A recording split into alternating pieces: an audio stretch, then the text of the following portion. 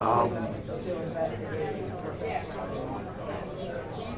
about the court proceedings today, what are the train tech workers? What do you think the family? What do they want to see here? Oh, we're here for justice. Brother Salas was slaughtered while being employed. It's a tragedy.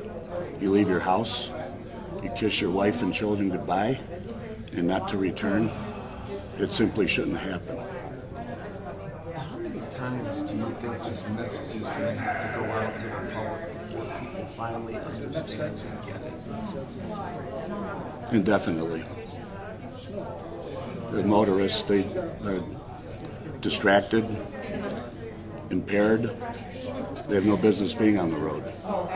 We're out there to make the road safer for these folks, and this is how we're treated. A complete travesty.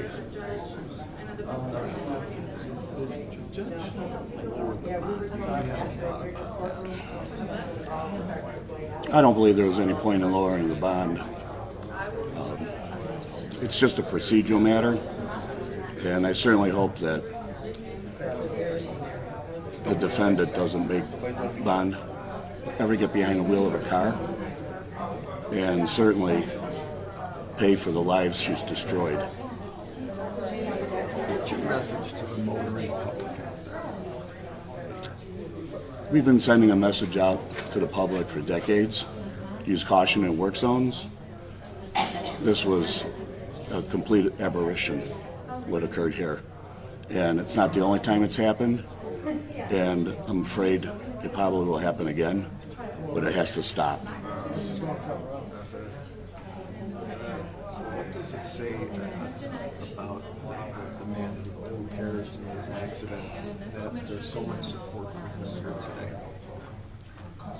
Well, we saw this. It could have been any one of us out there on the roads. We're here in support of the family and certainly in support of